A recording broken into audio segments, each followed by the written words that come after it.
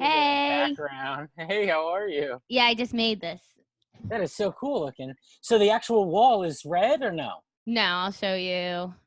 Turn it off. Choose virtual background. So You have to pay for that? No. So because of speech therapy is all teletherapy now, these companies are like, promoting their products, but I have a pretty popular speech therapy Instagram, so people send me stuff for free. You painted your wall specifically for that reason? No, it's felt. It's Oh, felt shit. wall, and then these people sent me a whole bag of stuff. So I usually will put like an animal or something, and then I'll be like, eat the egg. Oh, and then they're happy with you because you're using the stuff. Holy shit. Yeah, see? And it'll be like, I'll make an animal with its mouth open. It looks amazing. Yeah, and then there's like pockets too. So like I can make it disappear. Like it would go like, oh shit. Here. Yeah. So, well, I knocked it off. You don't ever get confused? No, I do. I don't use this. I've really used the background more for this little Mike's podcast project than I have for speech therapy. Yeah, no. For speech, I'm usually just talking to kids in the microphone, but it is cool, and I've seen people do cool stuff. Yeah, it's badass. I just haven't really branched out yet. But yeah, so this is the sit down with Jeb instead of Mike.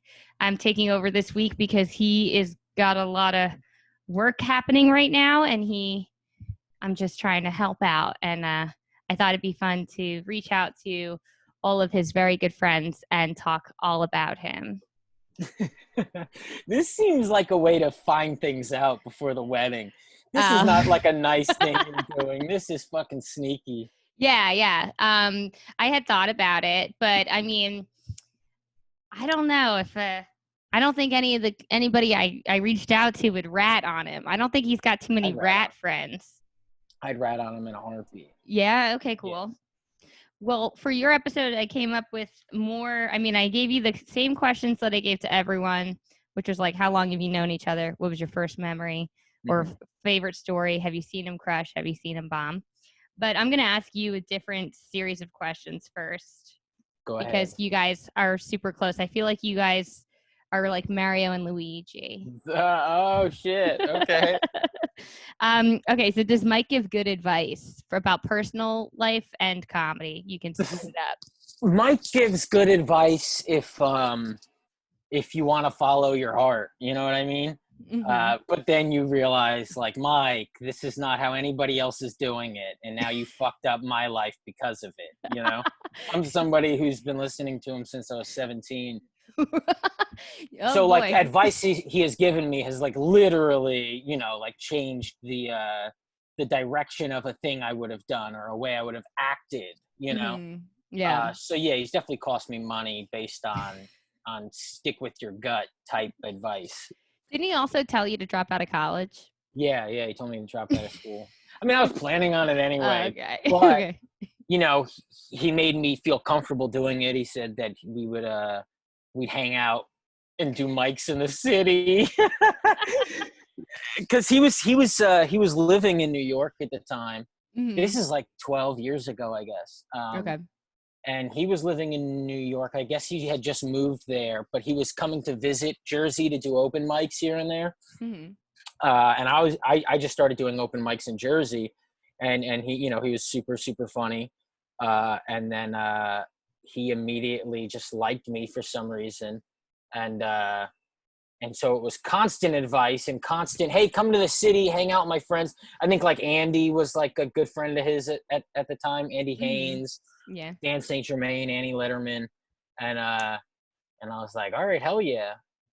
I think like, St. Germain had like a few TV credits at that time. I was like, oh yeah, real comics. Right, yeah. And then he introduced me to them. They all thought I was funny. And I was like, yeah, I just got to move here. Fuck school. Right. What were you going to school for? Political science. I didn't know. I didn't have a thing to go for, Yeah, I don't know if I've ever asked you that because that does not sound familiar. I think I only went for like a year and a half. Oh. And it was like after a year, I found out that I took a bunch of classes that weren't going to count towards, like, I never went to go see a counselor to figure out classes. Mm-hmm. So I just took shit I liked. So, like, I took, Yeah. like, 4 mythology classes, and they were like, yeah, and only one of these counts. Oh. So Maybe it's you just should have been a money lit wasted. major. You must have liked stories. Yeah, I loved all that bullshit, you know? Yeah. I mean, I had that issue too. I knew what would count. Like, I was a speech pathology major, but I still wanted to take jewelry design. I didn't care that Yeah, you wasn't. didn't give a shit. It had to No. happen. I never got to take jewelry design or printmaking. I had a photo minor. That was as close as I got. Yeah, I remember I took a feminist film class and a history of Broadway class. Oh. Yeah, wow. and I was just like, dude, I kind of like that stuff. If they talk about vaudeville, I'm fucking there. Nice. So, has Mike ever embarrassed you?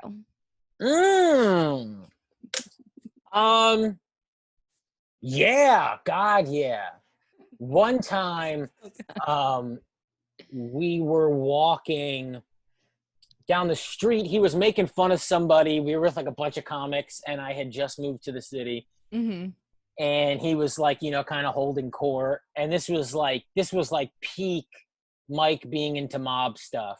Mm-hmm. And so when he was holding court in his head, he was like the guy, you know? He wasn't just being a funny comic. He was like the leader of the pack or some shit in his head. And he does that in his head. Like, he it's crazy, right? Other scenarios based on like environmental thing, like a couple things in the environment might carry over to his story in his head. But yeah, it's like, I think everybody has the thing of like staring out the window and being in a music video.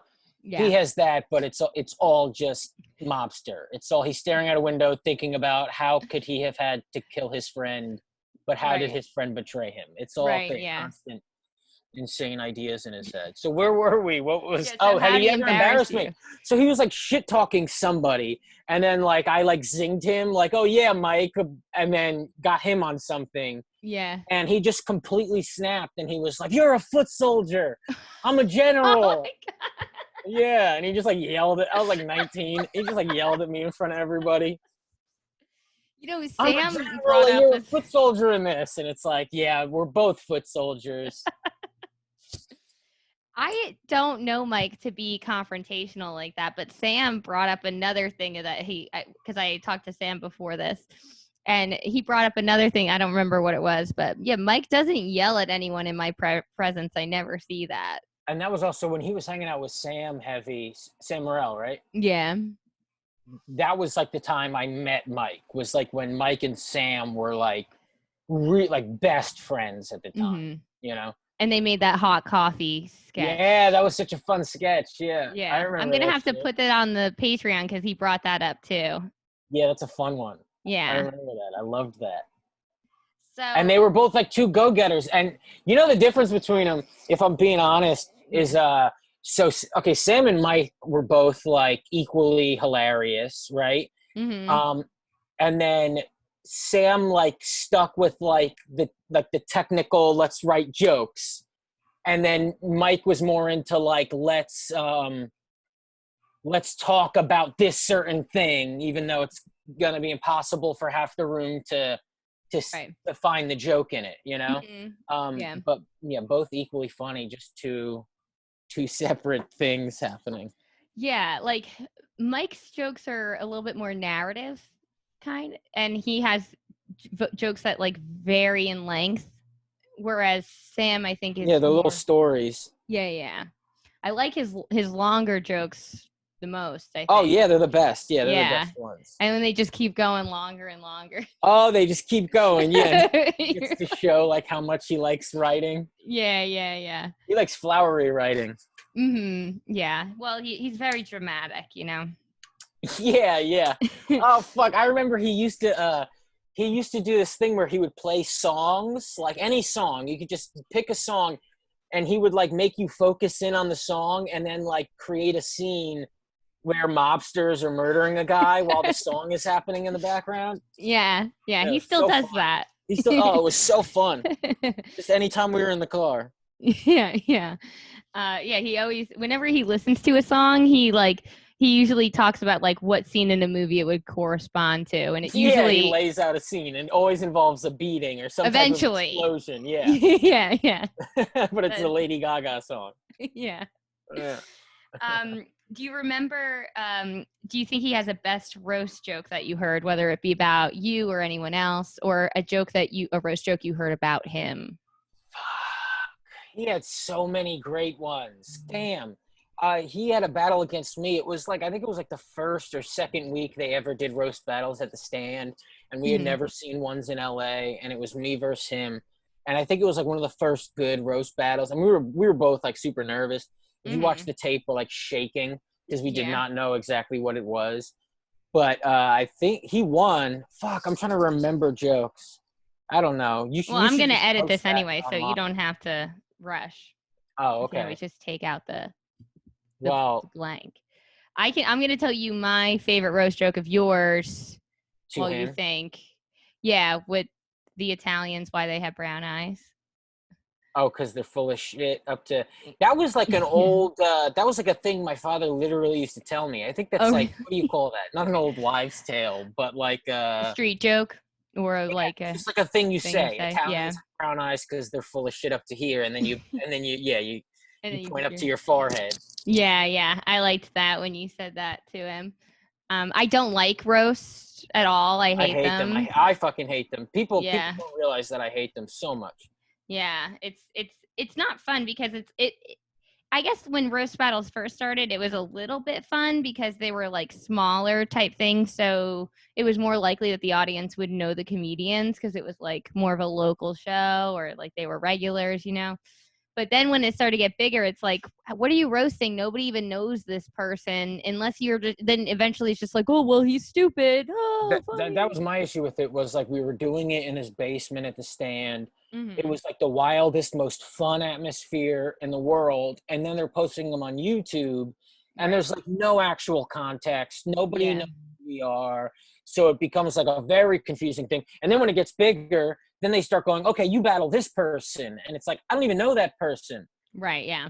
You're like just investigating someone. So now you're reaching for stuff, and it's like, am I offending you? I don't even know you. So I think pretty much all of any of my like televised battles, it's like strangers and they suck. But like a lot of the ones at the Stand, it was like specifically, I was like, no, I need to actually love this person. Right. I'm not fucking doing it. Right, and that made it a little bit better. They just look like jerks. Yeah, it wasn't fun for me to watch either. I would stop going. I couldn't handle it.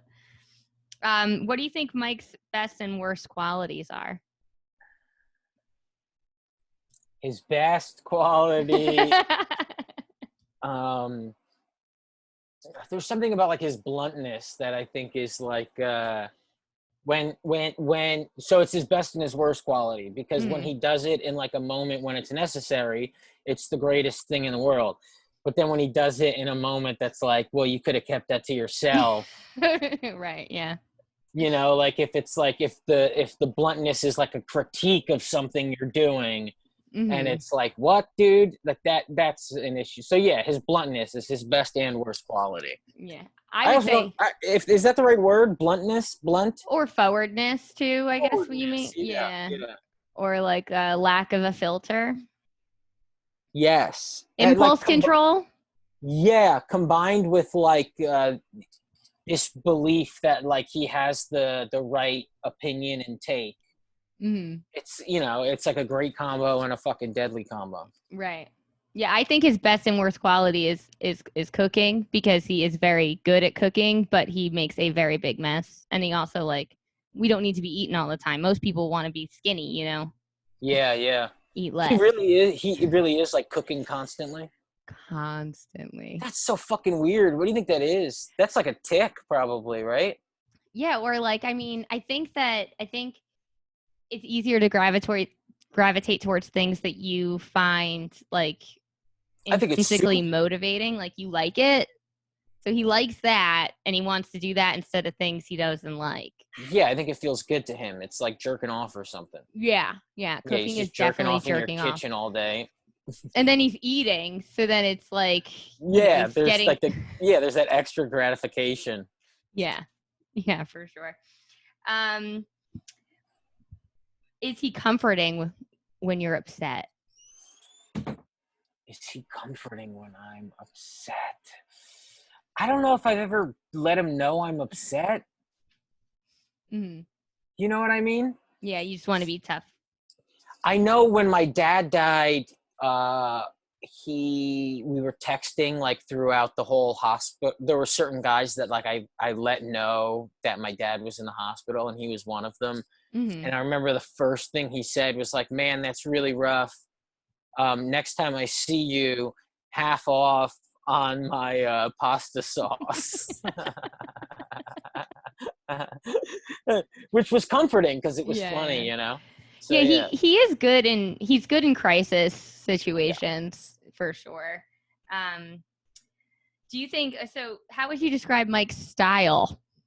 Think about his comedy specials. Think about his like if you had a doll or a drawing, what of Mike Racine? Like if you were making it, what does that mean? If I had a dollar drawing, like if you were gonna draw him, like what outfit would he have on? Or like if he was like an action figure, what would he wear? I mean, what like the nicest he dresses is when it's like those what are those called? Where the Weddings? pants match? No, the pants match. Tracksuits. Tracksuits is the nicest, right? Those are the Yeah. nicest outfits he has, are the tracksuits. Yeah, he's got But then like most of the Fila's times, and yeah, Adidas. it's like shorts and like a white shirt that's stained to hell. Lately, he wears like all these different podcast shirts that he got for free. I don't know why he doesn't. I don't think he has a fashion sense. I don't think he's ever had a fashion sense. Never. I remember he was really excited about a specific jacket, like for Conan. He bought a jacket. The red leather jacket. Yeah, it was like the dude in Guardians of the Galaxy where Yeah. That was kind of nice. I was totally anti that jacket. Really? I was a fan of that. Oh, yeah. That's good. It looked like some Son of Sam stuff. It looked like if you were going out in the 70s. Yeah. Yeah. He also, like, after he got he got paid for his Comedy Central half hour, the, like, only thing he splurged on was a gold chain. Oh, my gosh. And I remember Kevin Barnett was just like, no way. Like, why did you? Why? But he still wears it all the time. I think it looks nice. I have a gold chain. He wears it, like, out and about. Mm-hmm. All the time. It doesn't come off.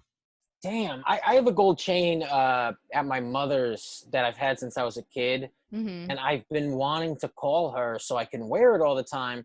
But I'm paranoid someone's going to rip it off of my neck. Oh, no. I wear my engagement ring places, and sometimes I get scared I turn it around, but I don't think that would happen. Unless that's a serious gold chain that you've got there, Scott. Well, I don't know. It's just, what's today's date? This is like when people are going to stop being able to pay rent, right? Right. I don't think you can wear gold chains in September of 2020. I don't think that's going to be an option, dude. You think that's going to happen? Like people are going to be robbing each other on the streets? I think in some places, yeah. I think depending on like spot to spot in the city, especially like even in September, we're going to be doing these fucking park shows. So it's like walking into random parks that we're unfamiliar with. Yeah, I don't think that's a gold chain. I think shit's going to get bad. You don't think so? I don't know. I'm in the city twice a week. I work in Tribeca, and it's like empty. I love it. Yeah, that's kind of nice. The city has been fine. Like we live in Bushwick, and like nothing has happened in our cars or anything. But then we go to Buffalo this weekend, and someone broke into my car and stole my selfie light. Oh shit! What do you mean? Like you left it unlocked, or they broke a window? Yeah, Mike forgot to lock the door. Yeah, that happens constantly. That happened like 2 weeks ago with me. Yeah. I went to go get something out of the car in the middle of the night and forgot to lock it. Next day I went in the car, just everything thrown around in the car. Yeah, they always do that because it's not the first time somebody broke into my car, but they like empty the whole glove box all over the car. The entire fucking glove box. And they always steal my Easy Pass. Oh, they didn't steal my Doesn't make any sense. Right. I had a leather jacket stolen. I've had a radio stolen. But they didn't even steal the tripod for the selfie light. So there's just like some homeless guy walking around with just a ring light. Looking on point. I don't know. If you see any like any like social media people coming out of Buffalo. Yeah, with a glow up, like a homeless man. Yeah. With the perfect cheeks. Yeah. Yeah, that's my light. So how has Mike changed from when you like first met him? And was he a teenager then? You said you were 17. Was he like? No, I was 17. So what? He was like 20, Okay. something like that, Mm-hmm. right? Yeah. So probably like 3 years difference. So now he's Yeah, 33. yeah, yeah. And I just turned 30, like just Yeah. like last week. So Oh yes. Happy birthday. thank you. Um. Yeah. Has he? So. Oh yeah, he's changed completely. I think he used to have a temper. I think he used to be irritable. Mm-hmm. I think he's very different, especially or at the very least he's. I'm not going to say he's different, but he's better at showing it to everybody. I think Mm-hmm. that's the right way to say it. Yeah. He's more comfortable showing like what that he's a good guy or can be a good guy. Yeah, because he wasn't trying to just be like a tough Well, mobster guy. dude, well, also it's not even tough mobster shit. It's like, okay, so we're like, you grow up in Jersey and you love comedy, which Mm-hmm. it's like, well, since you love comedy and you're from Jersey, you're listening to Opie and Anthony every morning. So you're Right. getting Louie and Patrice and Colin and Norton and it's like these guys are being reckless as Yeah, they're fuck awful. and they got some bad habits too that like aren't even allowed to exist today, Mm-hmm. right? But we got all of them because that's what made us laugh. It's what we think is funny. Yeah, and I mean, I wasn't into comedy until I started working in a comedy club, and then I got so used to hearing such awful stuff that I feel like I can't be offended anymore. Like there's Yeah. nothing that you can say to me. And now I find like more harsh things funny. Yeah, And and he I always took pride in it and shit. And because of that, I think that's why it took him so long to like let everybody know he's really sweet sometimes, uh-huh. because Yeah. I think there was parts of us that thought, oh, we can't act that way. If Mike were in a movie, what celebrity would play him? Who you'd have to Joe Pesci's voice, the voice of Joe Pesci, and then Jim Belushi. No, not Jim Belushi. Jim Brewer. So Jim Brewer is Mike. Oh wow, he does a Pesci voice. So Jim Brewer doing a Joe Pesci impression. Nice. That's a good pick. Yeah, is Mike. And then the last of these questions I wrote down here. If money was no object, what do you think Mike would buy? What would be his like big ticket? We'd go to Italy again, right? He'd get a place in Italy. Yeah. He would skip like all the mobster stuff and he would go straight to like owning like a vineyard in Italy. And he would act like he's retired from all this crazy shit, even though he never did any of it. And he would just sit there thinking he's like an ex-crime boss. And he'd die happy, I think. Right. Yeah, that'd be a good life for him. He'd love it so much. As long as they have barbecues in Italy? Oh, he'd make one? I Yeah. mean, I think that's irrelevant. Just Yeah, he'd make one in the backyard. Yeah. He would ruin whatever property he bought. It just like burns down like all these Italian ranches. Just cinder blocks everywhere. So I was hoping you could tell us a story about Mike, like an experience that you guys had together. It was fun or funny. So one of his birthdays, we were doing a mic at the Pit in Manhattan. Mm-hmm. And so after the mic, it would be like an 11 o'clock mic on a Monday, open mic on a Monday. Mm-hmm. And then it would end at like 1:45 in the morning because there was like 80 comics, we each get 2 minutes or whatever the fuck. And it was his birthday, so I got him a few pellet guns that like looked legit. I got him at like a flea market in Pennsylvania or something. So Mm-hmm. I gave them to him after the show, and then we'd all hop in my car and drive back to Brooklyn. I had a car when I lived in Brooklyn. Mm-hmm. So it's like 1:30 in the morning. I give him the pellet guns, and we hop in my car, and we're driving around. And I didn't know that the entire time we're driving, he's in the back seat. I think my roommate, who was a comic at the time, was in the front seat. The entire time we're driving around, he had the pellet gun out the back window pointing it at strangers. Oh my God. And like I found out like shortly after we were already got in Brooklyn. So the whole time we were in Manhattan, he was just flashing what looked like a real gun. It does look like a real gun because he He's always kept that in his drawer And I would be like, why do you have a gun right here? Yeah, see, fake gun. It's just all like fake, a bullshit world in his head. Yeah. Yeah. He like probably, he's the only guy who like cleans out his pellet gun. When I first met him, like, and to the point where I was like going to his apartment, like he had a fake, like the gun on his dresser, and then baseball bats in the corners of like each room. Such a silly guy. Like I thought he liked baseball. I realized like that was there for his protection. Yeah, he used to wear that Pirates hat all the time. Do you remember that Pittsburgh Pirates hat? Oh yeah. No. I didn't know him when he wore that. I saw it in pictures back when comedy shows all had photographers. Oh yeah, every show had Mindy. Mindy was at every show. Yeah, but then other people. Then Phil started to be doing Phil started doing it. Yeah. And now not as much. But I felt like whenever I was at comedy shows, it was like I better look good because there was always a photographer. Well, there was a scene, more of a scene than there is now or over the last few years. Yeah. Everything was a hang. Every night there was a spot that was like 100 comics were going to be there at the end of the night. Every fucking night of the week. And Mondays at Matchless was. Yeah, it was Mondays at Matchless. Thursdays were Cabin. It's just a bunch of shit. And you'd go to the creek and it would just be flooded every single night with people. The front of the place would be swamped. You'd walk down the street, there'd be 20 people from the creek you knew just walking to a diner. Yeah. Life used to be so fun, like high school just for years. Yeah, it was high school forever. Yeah.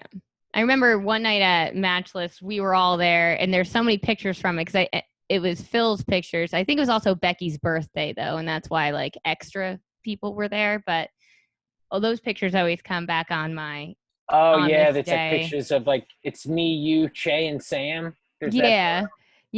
And then there's another one where everyone's given Sam the finger or you the finger. Oh, we're all giving, Sam the finger. Yeah. Or Che the finger, something like that. Maybe. Yeah. No, Sam. No, Sam. Yeah.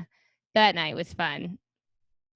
So have you ever seen Mike crush on stage? All the time. Yeah, all the time. I've seen him do really well. And when Mike does well, it's like better than everybody else's well because of, what he's saying or what he's doing. Yeah. You kind of get like, if they're really loving it, it's like they love it more than anything. He's just right. That type of comic, Yeah, it's like infectious type laughter. Yeah. I can find he does very well a lot. Sometimes he bombs, which is also pretty fun. Which is great. Yeah, but when he does really great, sometimes it's like super intense. Like there's one time at Stand Up New York that it was just like so crazy loud in there. I couldn't believe how well he was doing.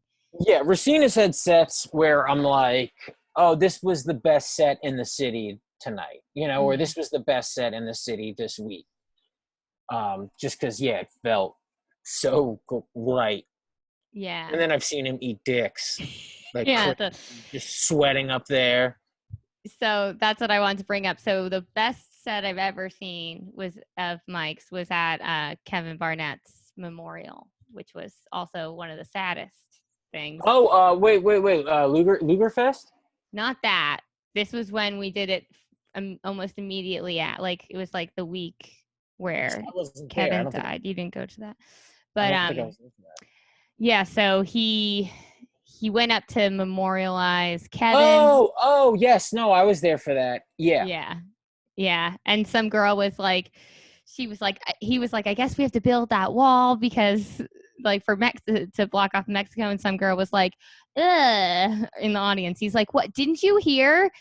Like, Mexico killed my friends. He went to Mexico. He had a bad quesadilla. Now he's dead. Yeah.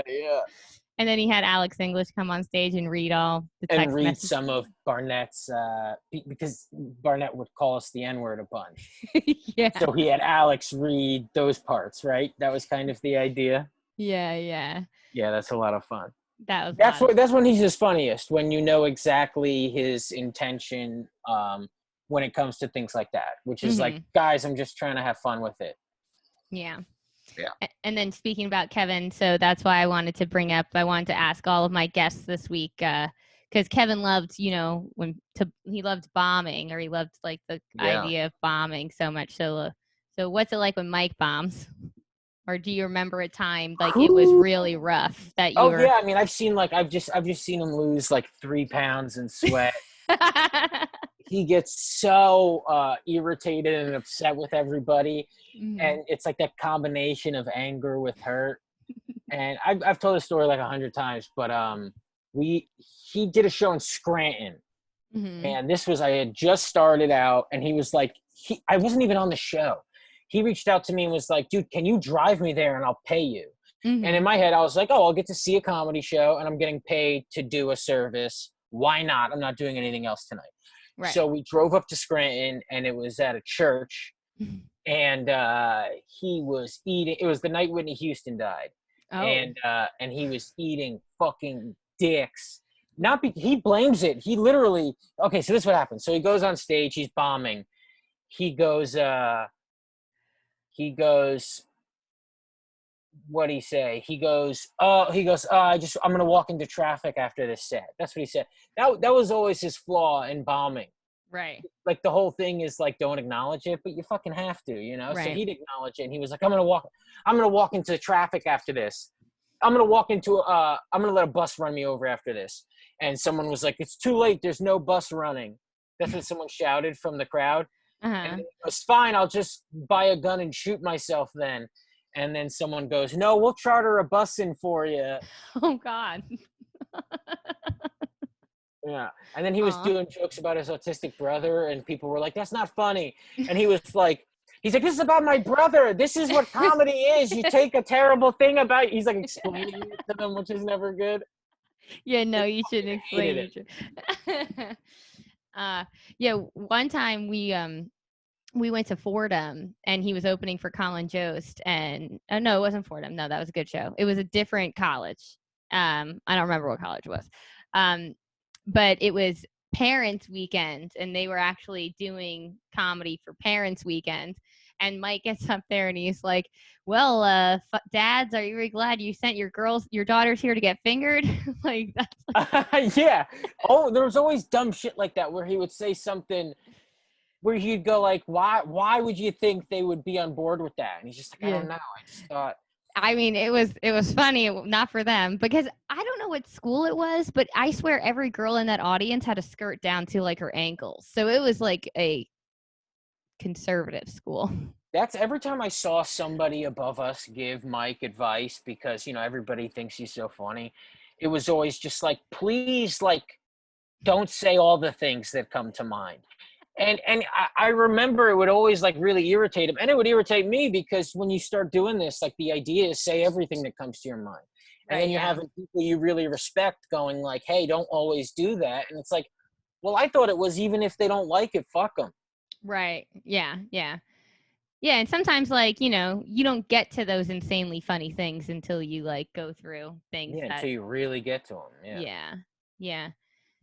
I mean, but yes, I have my friend Maria still to this day can't handle Mike's joke about wanting to have sex with his mom. I'm like, his mom listens to that. Like, why can't she's like too weird for her. Some people just can't get past like taboo concepts. Can't even hear the joke because they're so meanwhile, it's like the #1 trending type of porn.